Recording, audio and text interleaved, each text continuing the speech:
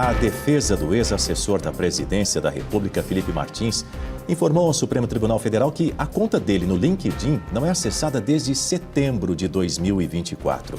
Com base nisso, os advogados pediram a revogação da prisão preventiva determinada pelo ministro Alexandre de Moraes. O pedido foi acompanhado de registros na Microsoft, empresa responsável pela rede social, que apontam a ausência de acesso após a medida cautelar.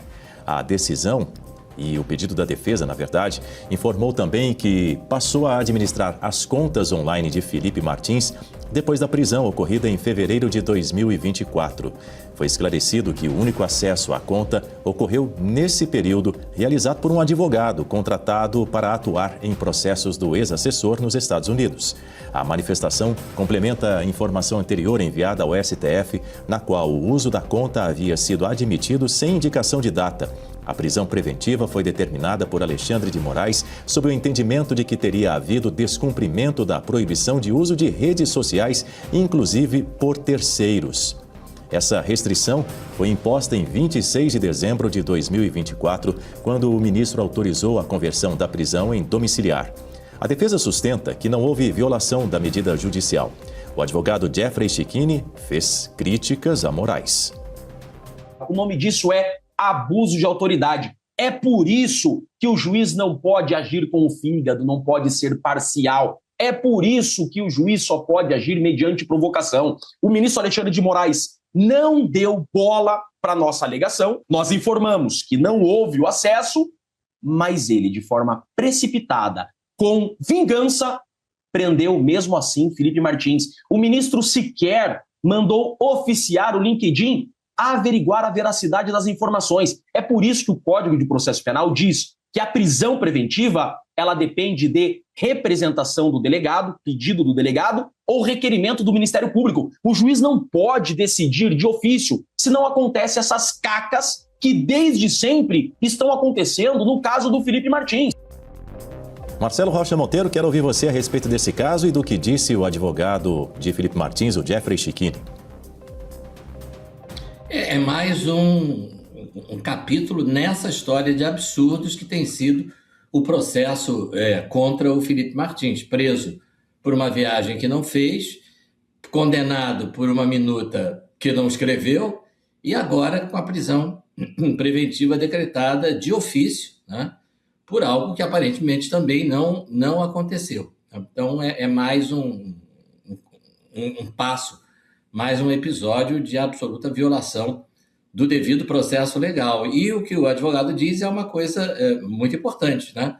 O nosso código já há alguns anos baniu a figura da prisão preventiva decretada pelo juiz de ofício. De ofício significa sem ninguém ter pedido, por iniciativa do próprio juiz, né? Isso acabou. Depois de muitos anos de discussão, muita gente, eu, por exemplo, sempre considerei isso inconstitucional, né? Mas a lei admitia, em alguns casos, que isso acontecesse, até que com a reforma do Código, o chamado pacote anticrime, entrou em vigor em janeiro de 2020. Desculpem. Isso acabou. Então, o juiz só pode decretar a prisão preventiva se houver um pedido formulado ou pela autoridade policial, que é o delegado de polícia, isso aí na fase de inquérito, ou pelo Ministério Público, né, pela promotoria, seja na fase de inquérito, seja na fase de processo. Então, não houve nenhum dos dois, o ministro agiu por conta própria, e o que parece, né, é mais ou menos o que eu tinha comentado com relação a essa decisão do Alexandre de Moraes de negar o pedido de exame ao presidente Jair Bolsonaro, de levá-lo ao hospital para fazer exame. O que explica isso, né? O que explica isso é um julgador que atua com o fígado, né? Ele atua por ódio, ele odeia o Bolsonaro, ele odeia o Felipe Martins, que é visto como um mentor, né? Como o cérebro por trás dessa atuação do grupo do presidente Jair Bolsonaro, e ele está agindo com o fígado, ele está agindo movido não pelo direito, não pela lei, mas pelo ódio, pelo ressentimento que ele sente com relação a esse grupo que ele enxerga como pessoas que chegaram a supostamente planejar um atentado contra a vida dele. Ele definitivamente precisa se afastar desse caso. Pois é, Guta Pini, o advogado Jeffrey Chicchini, que atua na defesa de Felipe Martins, fala em abuso de autoridade com relação, citando o ministro do Supremo Tribunal Federal, Alexandre de Moraes. Marcelo Rocha Monteiro acabou de falar sobre a violação do processo legal. Quero ouvir a sua leitura também sobre este caso. Bom, eu sempre gosto de olhar aqui no site do Supremo, até se puderem colocar o professor Marcelo na tela aqui com a gente, queria ir conversando com ele também.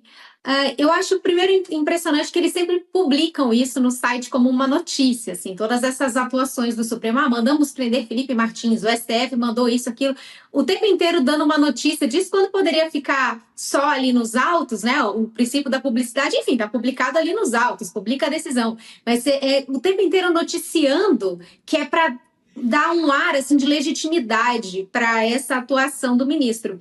E nessa matéria, ele coloca aqui que foi juntada aos autos informação de que o condenado teria utilizado uma plataforma digital.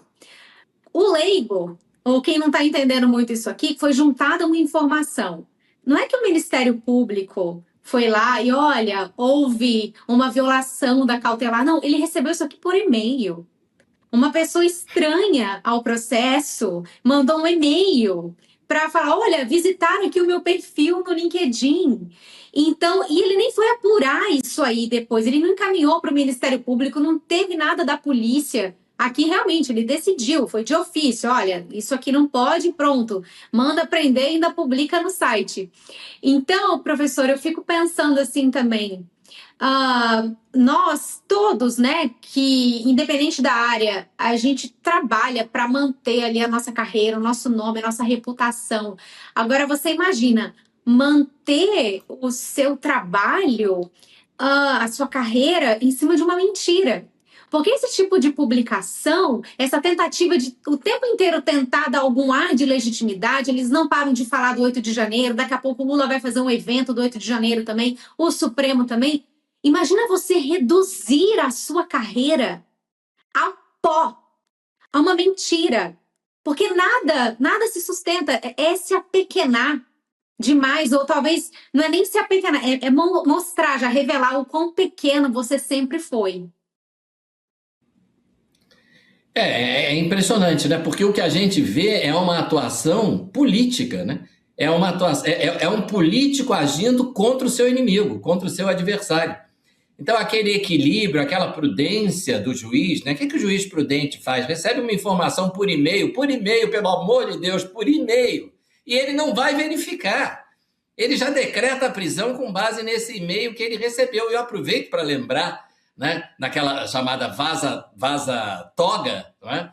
A gente tinha a notícia dada pelo Talhaferro, que foi assessor do Alexandre de Moraes, depois rompeu com ele, que os assessores recebiam do ministro a seguinte orientação: cria um e-mail fajuto, né?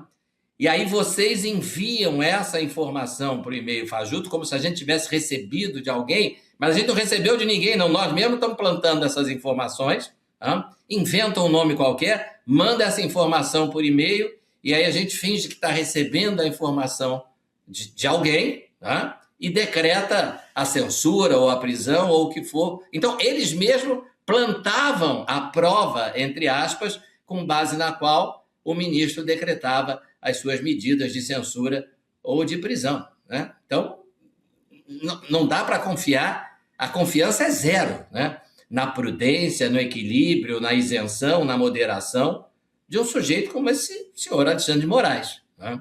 Que parece que está ali com dois objetivos, né? Perseguir os inimigos políticos e, ao que parece, também aumentar o patrimônio da sua família.